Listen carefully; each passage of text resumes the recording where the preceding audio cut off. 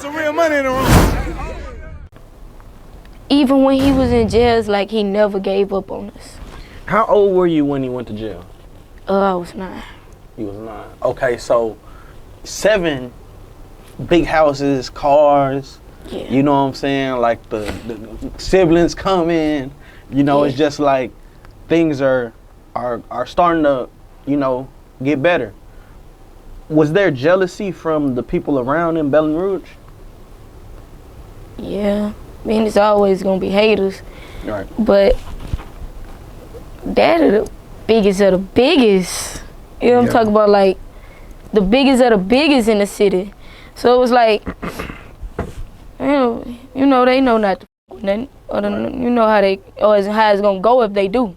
Right. So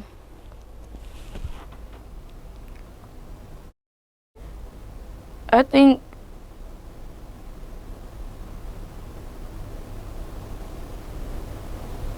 you can ask me something else.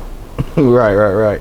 Well, 9 hits, and Boosie gets arrested.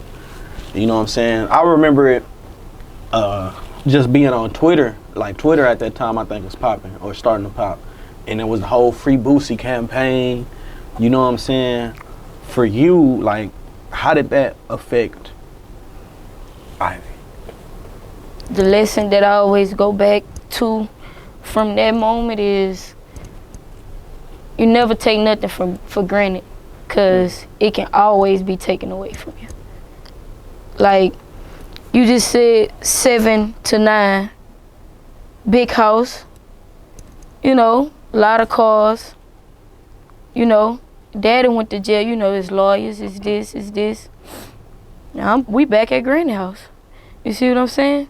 It ain't no more big houses, big cars. Then we moved to Bradley Street. That's 1 bedroom, 2. Then my mama added on. It's 2 bedroom, a Honda. You see what I'm saying? Now all this taking this in years. You see what I'm saying? But we still living. You know, we still happy.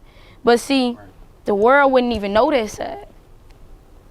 Because, for instance, I rap and I speak a lot of pain and storytelling or my life in my music. And a lot of people say, she ain't talking about nothing, but that's because you ain't listened yet. Right. That's because you ain't listened yet. And like I was saying, it can be taken away from you, and you just gotta have your faith in God's hands to get it all back. Right. Cause that's exactly what Daddy did. Like when Daddy first went to jail, I really go to school, get into it with people, kids, talking about they seen my daddy on the news, or, you know, your daddy not coming home. I would really like have altercations with kids. Like, it was just all type of just drama. It was just all type of drama.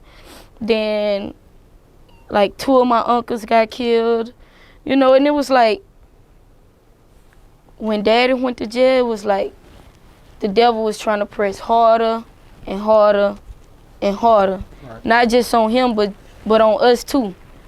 Like, on the whole family type. Right. But we got right.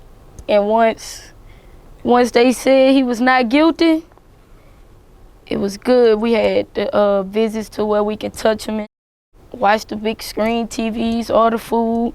It was laid back after that. We came home, turned up. How long before, like, how long did that case last before the not guilty verdict came? I think about 3-4 years. 3 years, probably. So for 3 years, you had to deal with just all seeing. And man, I never missed a visit with my daddy. I think all this just why I'm just so mature and just right. Because, like, you know, normal kids will be going to the movies with their friends on the weekends, and right. I'm trying to go see my daddy. And then he has 7 kids, mind you, right? It's only 5 could go. At one time. At one time. So, like, 2 had to wait till the next weekend. I never waited. Right. I went every time. Oldest. Yeah, I went every time. And it was just like, that was my dedication on the weekends. Like I want to know what I'm wearing. I got to be fresh to go see my daddy. Right. I just always had it back. Yeah, I remember I met Donk in Atlanta. We got the same barber. Shout out to King Cuts, you know what I'm saying? My boy Dorsey. And he actually changed from, I was listening to his story, and he changed from like a street dude to a youth pastor. You know what I'm saying? Like when you seen that, like did it shape you at all, or is it like, you know, that's just cause me and Uncle Trey, we call each other Bonehead. Yeah. He been there, you know, he been there for me. We talk. I know his fast. I know what he do now. He called me not too long ago. And it was like, I love that happened to him.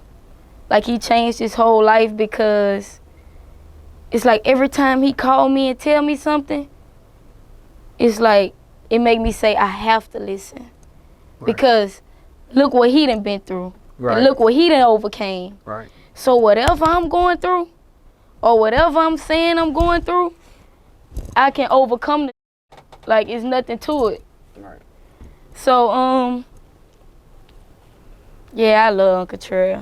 Yeah. Like, when Daddy was in jail, we talked almost every day. He stepped up.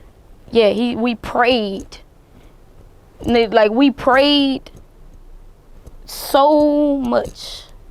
Like, just me and him together all day. And I don't want to cry again, so I don't want to talk about Uncle Trey. Yeah, it's cool. I was just wanting to ask, though, because he ended up getting, like, caught up in the case. Like, they tried to drag down. It was some real dirty tactics when you look back at the level of aggression in which the DA tried to come for Boosie. You know what I'm saying? And did it affect you at all when you seen, like, other family members kind of getting involved in the... Not really, because I know my family, we stick together. Right. So I knew if one gonna be okay, we all finna be okay. Straight up. We was gonna figure it out. Right.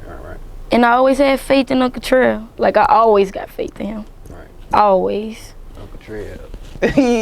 Yeah, no, for sure. So, okay, so from now you about 11, right? You going 11, 12. You know what I'm saying? Becoming a teenager, whatever, adolescent. You know what I'm saying? Boosie come home. Hey, real tone, there's some real money in the room.